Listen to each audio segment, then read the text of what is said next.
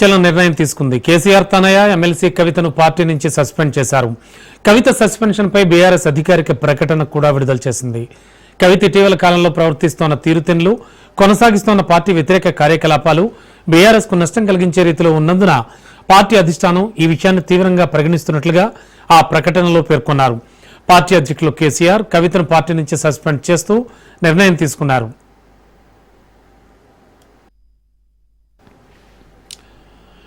గత కొంతకాలంగా పార్టీ వ్యతిరేకంగా గళమెత్తుతున్నారు కవిత. గతంలో కేసీఆర్ చుట్టూ దెయ్యాలున్నాయని వ్యాఖ్యానించారు. కాళేశ్వరం విషయంలో కూడా కవిత సంచలన వ్యాఖ్యలు చేశారు. బీఆర్ఎస్ శ్రేణుల నుంచి వచ్చిన ఫీడ్బ్యాక్ ఆధారంగా చర్యలు తీసుకోవాలని కేసీఆర్ నిర్ణయించారు.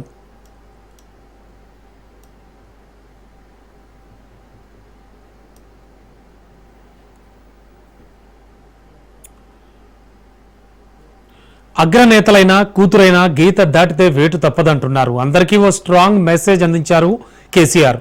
పార్టీకి నష్టం చేసే చర్యలకు పాల్పడితే ఉపేక్షించేది లేదన్నారు. ఎంతటి వారైనా పార్టీ లైన్లోనే పనిచేయాలని కార్యకర్తలకు సంకేతాలిచ్చారు.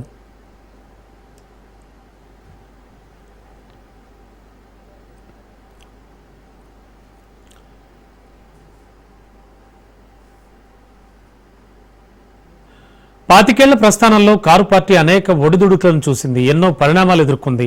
కష్టాల్లో ఉన్నప్పుడు పడి లేచిన కెరటంలా ఎప్పటికప్పుడు మార్పు చెందింది బీఆర్ఎస్. పిడికెడు మందితో మొదలైన కేసీఆర్ సైన్యం ఇప్పుడు ప్రపంచవ్యాప్తంగా గులాబీ దండై ఉప్పెనలా మారింది.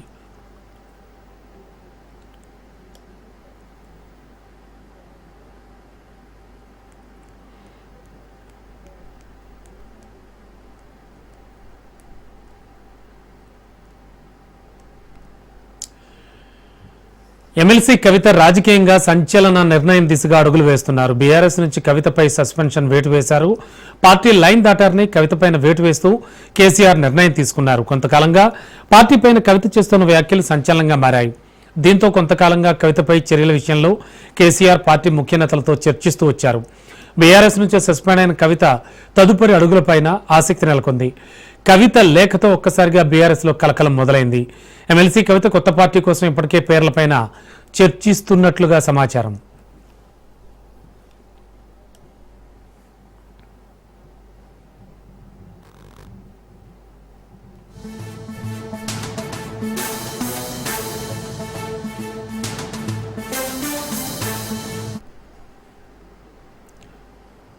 పేగుబంధం కంటే పార్టీని నమ్ముకున్న కోట్లాది కార్యకర్తలకే కేసీఆర్ ప్రాధాన్యం ఇచ్చారని మాజీ మంత్రి సత్యవతి రాథోడ్ తెలిపారు. తెలంగాణ ఉద్యమంలో కేసీఆర్తో కోట్ల మంది కలిసి నడిచారని, పార్టీకి జరుగుతున్న నష్టాన్ని నివారించాలని కేసీఆర్ నిర్ణయం తీసుకున్నారన్నారు.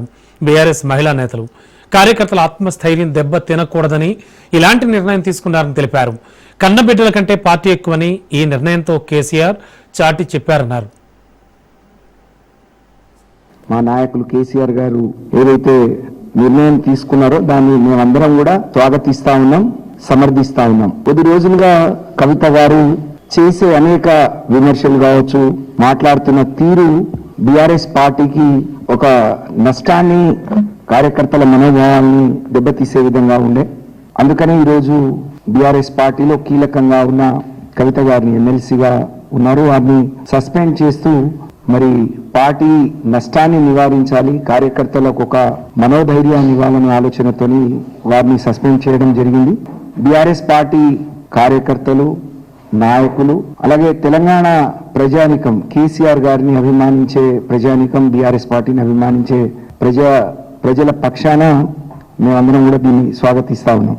సొంత పిల్లలన్నా, సొంత కుటుంబ సభ్యులన్నా చూడను, ఉపేక్షించను, తప్పకుండా చర్యలు తీసుకుంటా అని చెప్పారు. అందుకనే ఈరోజు పేగు బంధం కంటే వారిని నమ్ముకున్న కోట్లాది మంది ప్రజల ఆకాంక్ష మేరకు, వారి ఆలోచన మేరకు మరి ఈరోజు ఈ నిర్ణయం తీసుకున్నారు అని చెప్పి ఈ సందర్భంగా తెలియజేస్తున్నాను. ఎంత పెద్ద నాయకులైనా, అది కన్నబిడ్డ అయినా, కన్న కొడుకైనా, పేగుబంధమైనా, కార్యకర్తలకు నమ్ముకున్న సైనికుల కంటే ఇది ఎక్కువ కాదు అని చెప్పి ఈరోజు కేసీఆర్ గారి నిర్ణయం తీసుకున్నారు. నిజంగా వారి నిర్ణయానికి మేమందరం కూడా మనస్ఫూర్తిగా హర్షిస్తున్నాం. ఇది ఒక సాహసోపేతమైన నిర్ణయం.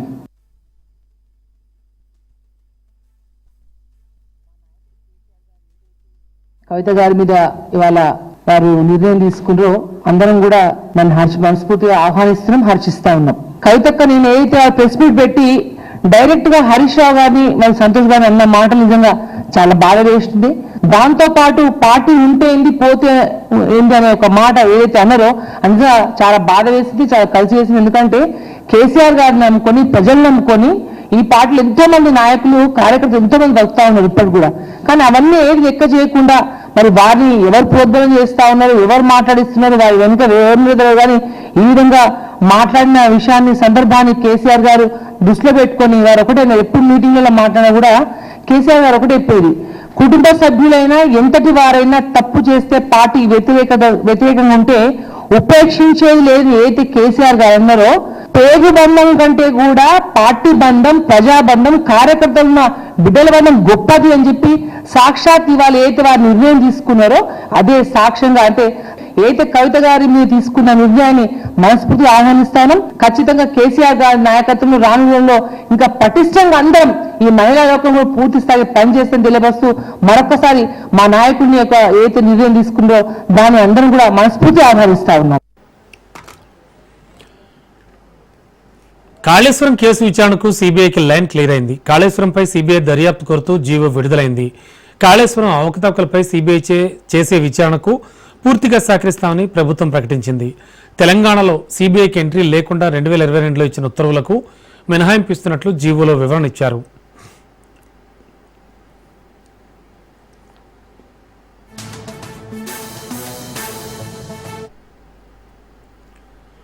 మరోవైపు కాళేశ్వరం నిర్మాణ అవకతవకలపై విచారణ కోరుతూ తెలంగాణ ప్రభుత్వం రాసిన లేఖ సీబీఐకి చేరుకుంది. తెలంగాణ ప్రభుత్వం రాసిన లేఖ తమకు అందినట్లుగా సీబీఐ ఎక్నాలెడ్జ్మెంట్ కూడా ఇచ్చింది. కాళేశ్వరం ప్రాజెక్టు నిర్మాణంలో భారీగా అక్రమాలు, అవినీతి జరిగినట్టుగా బహిర్గతమైందని, దీనిపై సీబీఐ పూర్తి స్థాయి దర్యాప్తు జరపాలని, దీనికి తమ ప్రభుత్వం పూర్తిగా సహకరిస్తుందంటూ ఆ లేఖలో తెలంగాణ ప్రభుత్వం తెలిపింది. ఇక లేఖను అటు కేంద్ర హోంశాఖకు ఇటు సీబీఐకి అందించింది. ప్రాజెక్టు డిజైన్స్, క్వాలిటీ కంట్రోల్ లోపాల వల్లనే నిర్మాణ వైఫల్యం చోటు చేసుకుందని ఎన్డీఎస్ఏ నివేదిక వెల్లడించిందని కూడా ప్రభుత్వం తన లేఖలో పేర్కొంది. కాళేశ్వరం నిర్మాణ వైఫల్యంతో రాష్ట్ర ఖజానాకు భారీ నష్టం జరిగిందని లేఖలో వెల్లడించింది. ప్రాజెక్టు నిర్మాణంలోని అధికారులు, కాంట్రాక్టర్లు, ప్రైవేటు కంపెనీలపై, ప్రజాప్రతినిధులపై సీబీఐ దర్యాప్తు చేయాలని లేఖలో సీబీఐని కోరింది. సీబీఐకి కేసు బదిలీ చేస్తూ జీవో 104ను ప్రభుత్వం విడుదల చేసింది.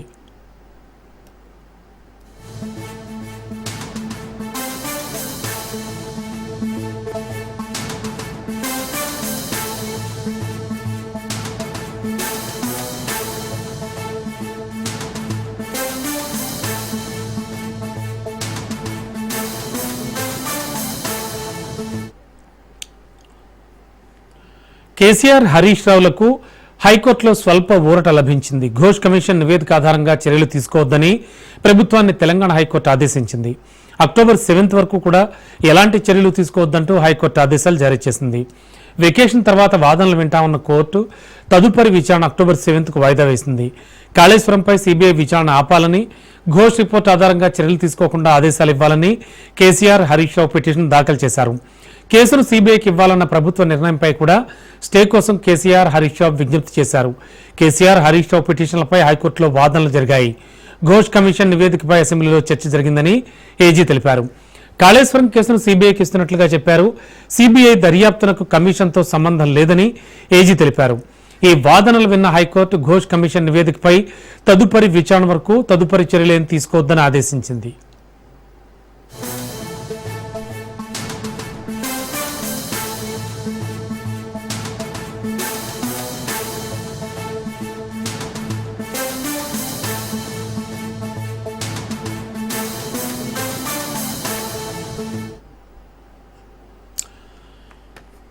ఇక కాళేశ్వరం ప్రాజెక్టుపై కాంగ్రెస్ అసత్య ప్రచారాలు చేస్తోందని ఆరోపిస్తూ బీఆర్ఎస్ నాయకులు ఖమ్మం జెడ్పీ సెంటర్లో ధర్నా నిర్వహించారు.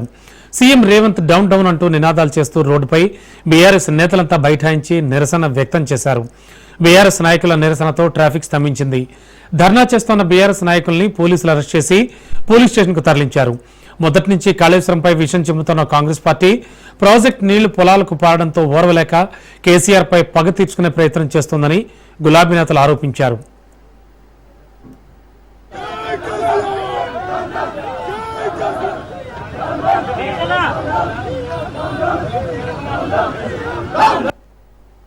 60 ఏళ్లలో ఏ ఆదాయ కాంగ్రెస్ పార్టీ గోదావరి నీళ్ళ మీద ఒక ప్రాజెక్టు కట్టాలి తెలంగాణ ప్రజలకు ఇవ్వాలని చెప్పి ఆలోచన చేసిందా? ఏ ఒక్క రోజు కూడా ఆలోచన చేయనటువంటి కాంగ్రెస్ ప్రభుత్వం ఇవాళ రైతులకి సస్యశ్యామలంగా నీళ్లు అందుతా ఉన్నాయి. మరి కొన్ని లక్షల టన్నుల పంట కూడా ఉత్పత్తి పెరిగింది. ఇవన్నీ చూసి ఎక్కడ కేసీఆర్ గారు చిరస్పరంగా ప్రజల గుండెల్లో నిలిచిపోతాడు అని చెప్పి కుళ్ళు కుతంత్రాలతోటి ఈరోజు కేసీఆర్ గారి పేరు చెడపాలి, ఆయన ఆనవాళ్లు లేకుండా చేయాలని ఇవాళ రేవంత్ రెడ్డి కాంగ్రెస్ ప్రభుత్వం ఏదైతే దుష్ట చర్యలకు పాల్పడతా ఉందో ఎట్టి పరిస్థితుల్లో తెలంగాణ ప్రజానికం, తెలంగాణలో ఉన్నటువంటి రైతాంగం కూడా ఇవాళ పెద్ద ఎత్తున నిరసనలు తెలియజేస్తా ఉన్నారు. 60 ఏళ్లలో కాంగ్రెస్ ప్రభుత్వం సెప్టెంబర్ 17ను తెలంగాణ విమోచన దినోత్సవంగా ప్రకటించాలని బీజేపీ రాష్ట్ర అధ్యక్షుడు రామచంద్రరావు డిమాండ్ చేశారు. గతంలో బీఆర్ఎస్, నేడు కాంగ్రెస్ పార్టీలు మజ్లిస్పై ప్రేమతో తెలంగాణ సాయుధ పోరాటాన్ని చిన్న చూపు చూస్తూ అన్యాయం చేస్తున్నాయని రామచంద్రరావు ఆరోపించారు. సర్దార్ పటేల్ వల్లే ప్రస్తుత తెలంగాణ భారత్లో ఉందని, బీజేపీ అధికారంలోకి వస్తేనే విమోచన దినోత్సవం నిర్వహించడం సాధ్యమని రామచంద్రరావు స్పష్టం చేశారు. మాకు వేరే కావాలని చెప్పేసి కూడా ప్రజల్లో ఒక భావన కూడా కానివ్వండి వచ్చింది.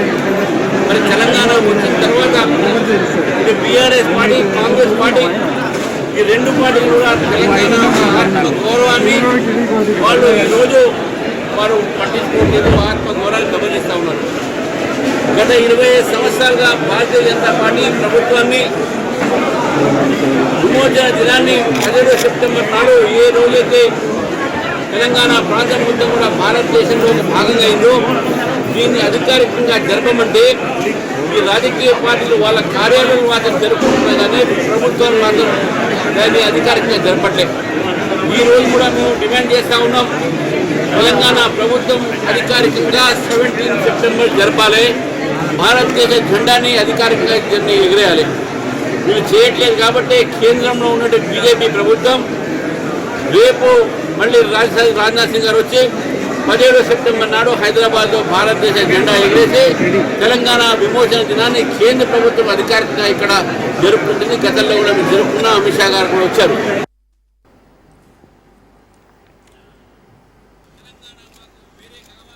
ప్రజా సంక్షేమ కార్యక్రమాలతో ప్రజల గుండెల్లో నిలిచిన మహానేత వైఎస్ఆర్ అని మంత్రి శ్రీధర్ బాబు కొనియాడారు.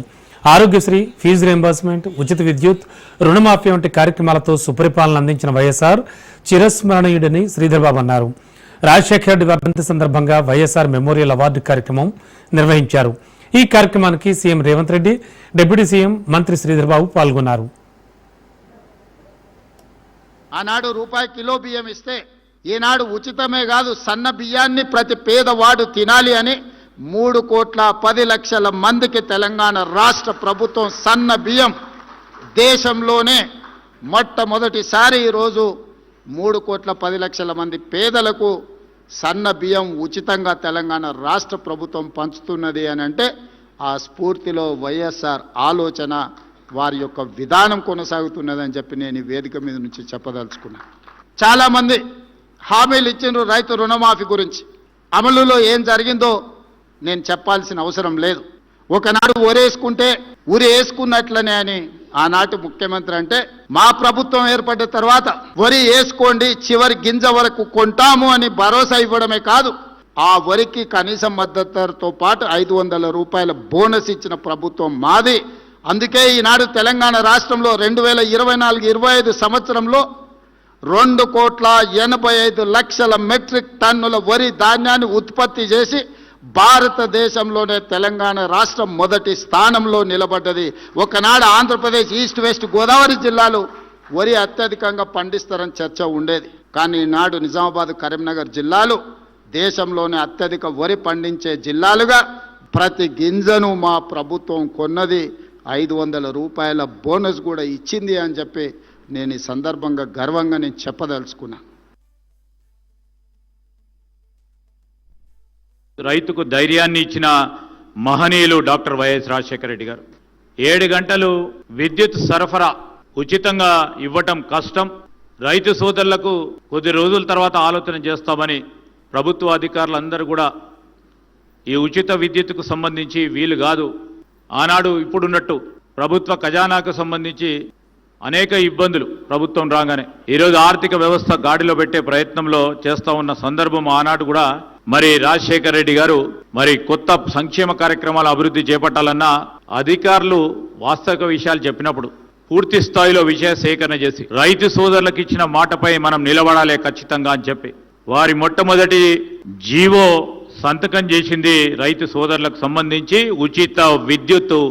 ఆనాటి నుంచి కూడా ఉచిత విద్యుత్ నడవదని చెప్పిన వారు కూడా ఇది 2025వ సంవత్సరం ఆనాడు మొదలుపెట్టిన ఉచిత విద్యుత్తు ఈనాటి వరకు కూడా నిరంతరంగా ఏ ప్రభుత్వాలు వచ్చినా ముందుకు నడుపుతూ రైతు సోదరులకు సంబంధించి ఒక దుఃఖిచిగా నిలబడ్డ వారి ఆలోచన విధానాన్ని ఈరోజు మనం జ్ఞప్తికి చెప్పుకోగలుగుతాం.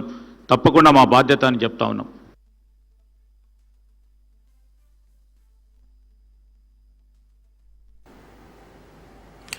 ఇక ఏపీలో లాజిస్టిక్స్ ఇంటిగ్రేటెడ్ డెవలప్మెంట్ తీసుకొస్తామని సీఎం చంద్రబాబు తెలిపారు.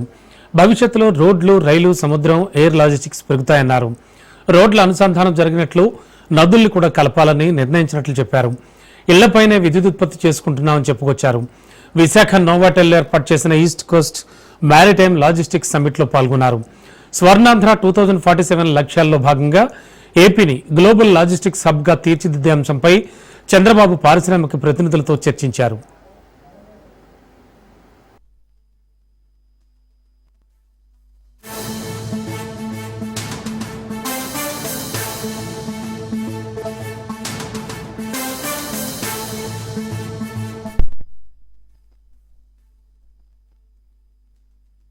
Today I can say proudly, you go to any country, you see Indians are doing extremely well. Among Indians, 35% Telugu community, highest per capita income within 25 years are from Andhra Pradesh. If I can promote today one family, one entrepreneur, then you can imagine within 25 years time, Andhra Pradesh will be the, not only Andhra Pradesh, this is where I am always saying, think globally, act globally, distance is not the constraint. In a knowledge economy, you think anything, you can achieve it. Either physically or virtually, you can work today. That is the biggest advantage.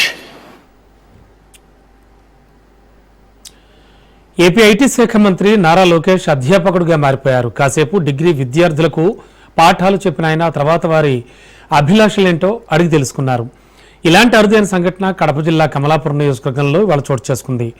జిల్లా పర్యటనలో భాగంగా మంత్రి లోకేష్ కడప నగరానికి చేరుకున్నారు. పలు అభివృద్ధి కార్యక్రమాలకు శ్రీకారం చుట్టిన ఆయన పెండ్లిమర్రి మండలంలో ప్రభుత్వ ఆదర్శ డిగ్రీ కళాశాలను ప్రారంభించారు.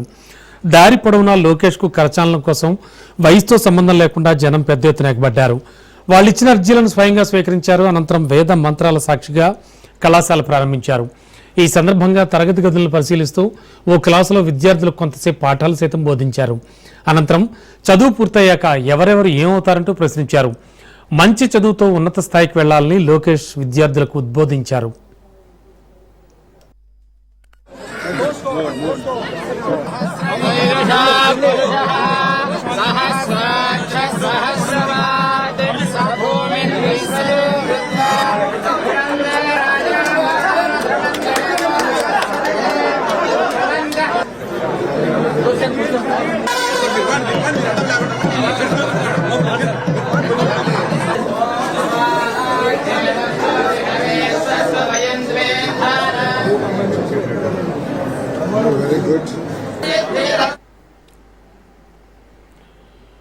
కడప జిల్లా పులివెందుల నియోజకవర్గంలో మాజీ సీఎం జగన్ పర్యటన కొనసాగుతోంది. బెంగళూరు నుంచి పులివెందులు చేరుకున్న జగన్ సొంత నియోజకవర్గంలో బిజీగా గడిపారు.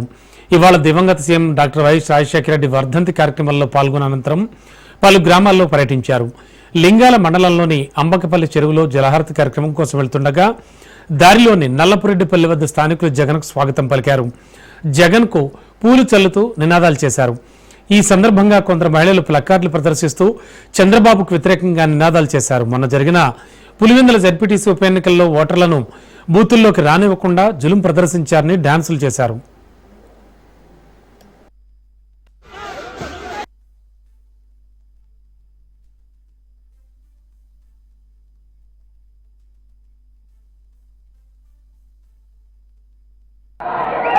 ఎప్పుడైనా కూడా అన్యాయం చేసినప్పుడు దౌర్జన్యం చేసినప్పుడు ఇక అంబకపల్లి చెరువు వద్ద వైసీపీ అధినేత మాజీ ముఖ్యమంత్రి జగన్ జలహారతి ఇచ్చారు. అంబకపల్లికు కృష్ణా జలాలు వచ్చి చేరాయి. పాడ నిధుల ద్వారా అంబకపల్లి గంగమ్మ కుంటకు 1.4 కోట్లతో 14 ఎకరాల భూసేకరణ చేపట్టి కొత్త చెరువు నిర్మించారు. ఎంపీ అవినాష్ రెడ్డి ఎంపీ నిధులతో 2.50 కోట్లు వెచ్చించి హీరోజ్పురం గ్రామం వద్ద భారీ సంపును ఏర్పాటు చేసి 4.5 కిలోమీటర్ల మేర అంబకపల్లి చెరువుకు పైప్ లైన్ ఏర్పాటు చేశారు. ఫలితంగా అంబకపల్లి చెరువుకు కృష్ణానీరు వచ్చి చేరింది. దీంతో ఈ ప్రాంత వాసులంతా సంతోషం వ్యక్తం చేశారు.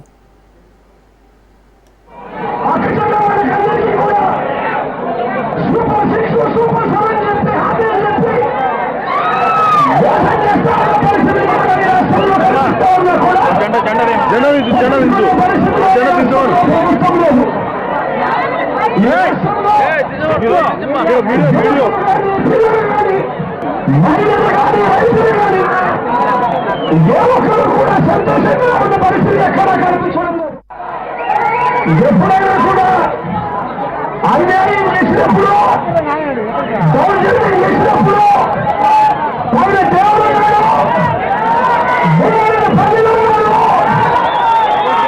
అందరూ కూడా చంద్రబాబు నాయుడు గారికి తెలుగుదేశం పార్టీకి గట్టిగా ముందు చెప్పే రోజులు కూడా త్వరలో ఉన్నాయని చెప్పి సందర్భంగా తెలుగుదేశం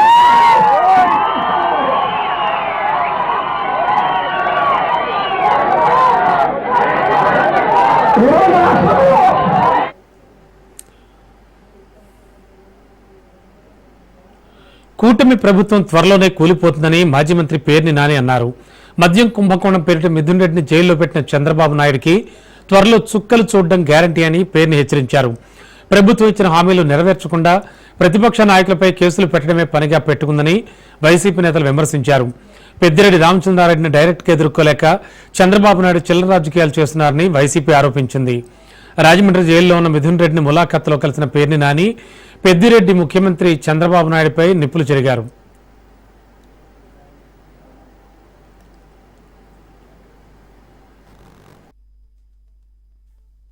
పార్లమెంట్ సభ్యులు వైఎస్ఆర్ కాంగ్రెస్ పార్టీ సీనియర్ నాయకులు అక్రమ కేసులో ఇరికించబడినటువంటి మిథున్ రెడ్డి గారిని ద్వారా వారిని పరామర్శించడం జరిగింది.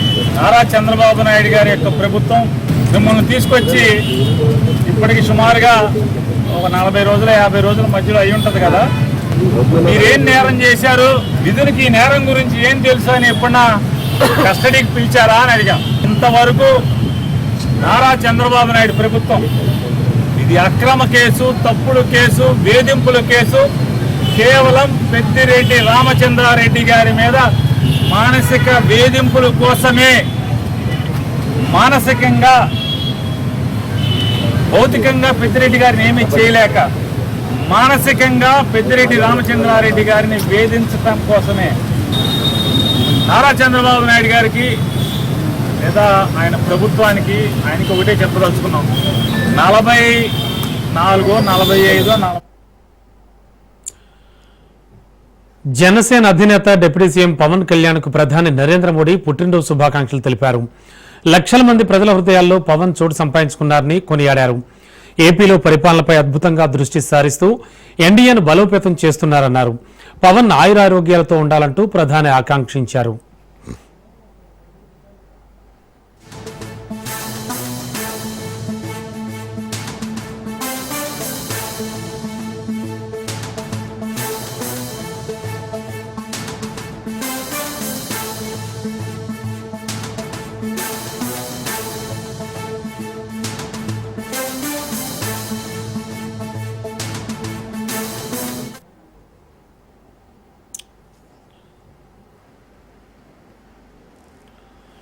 ఉమ్మడి వరంగల్ జిల్లాలో యూరియా కోసం రైతులు తీవ్ర ఇబ్బందులు పడుతున్నారు. భూపాలపల్లి జిల్లా మల్హర్ మండలం కొయ్యూరులో ఓ ఫర్టిలైజర్ షాప్ వద్ద యూరియా కోసం రైతులు బార్లు తీరారు. ఫర్టిలైజర్ షాప్కు 120 యూరియా బస్తాలు రాగా సుమారు 200 మంది రైతులు పాట్లు పడుతున్నారు. ప్రభుత్వం యూరియా కొరత లేకుండా అందజేయాలంటూ పలువురు రైతులు డిమాండ్ చేస్తున్నారు. రాయపర్తి, కల్లెడల్లో తెల్లవారుజాము నుంచే యూరియా పంపిణీ కేంద్రాల వద్ద రైతులు బార్లు తీరారు. యూరియా అందుతుందో లేదో అంటూ రైతులు ఆందోళన వ్యక్తం చేస్తున్నారు. పంపిణీ కేంద్రాల వద్ద తోపులాట జరగడంతో పోలీసులు చేరుకున్నారు. నిరసన వ్యక్తం చేస్తున్న రైతులపై జులుం చేయడంతో ఉద్రిక్తత తలెత్తింది.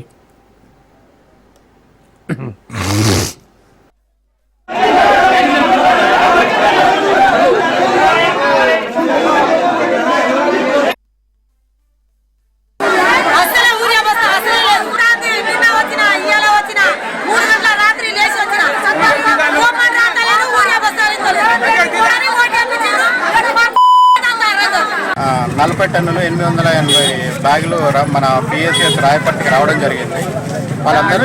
వాళ్ళందరిది కూడా మనకు పోయినసారి ఇచ్చిన దాంట్లో 400 మంది కూడా రైతులకు సీరియల్ నెంబర్ వారి ప్రకారం రాసుకోవడం జరిగింది. ఇప్పుడు కొత్తగా ఈరోజు వచ్చిన వాళ్ళకి కూడా కొంతమంది రాసుకుంటూ రేపు మన రైతు వేదిక మరియు సొసైటీ సెంటర్లలో రేపు వచ్చే లోడ్లకు అందరికి కూడా సీరియల్ నెంబర్. చైనాలో ప్రధాని మోడీ రష్యా అధ్యక్షుడు పుతిన్ భేటీ తర్వాత ఇండియాకు సూపర్ న్యూస్ వచ్చింది. అమెరికా ఆంక్షలంటూ బెదిరిస్తున్న తరుణంలో ఇండియాకు విక్రయించే చమురుపై బ్యారెల్కు $4 తగ్గింపు ప్రకటించి రష్యా అమెరికాకు ఝలకిచ్చింది. మరోవైపు 50% పనులతో ఇండియాను అడ్డు విరచాలని ట్రంప్ అనుకుంటున్న టైంలో చమురు పాలిటిక్స్ ఇప్పుడు అమెరికాను చికాకు పెడుతున్నాయి. అమెరికా నుంచి పెరుగుతున్న ఒత్తిడి మధ్య రష్యా భారత్కు ఉన్న తన ఉరల్ గ్రేడ్ ముడి చమురుపై గణనీయమైన తగ్గింపులు అందిస్తోంది. బ్లూంబర్గ్ నివేదిక ప్రకారం సెప్టెంబర్ చివరి మరియు అక్టోబర్లో లోడ్ అయ్యే కార్గోలకు బ్యారెల్కు $3 నుంచి $4 వరకు డిస్కౌంట్ ఇస్తోంది. 2022లో రష్యా ఉక్రెయిన్ యుద్ధం ప్రారంభం తర్వాత భారత్ రష్యా ముడి చమురు యొక్క ప్రధాన కొనుగోలుదారుగా మారింది.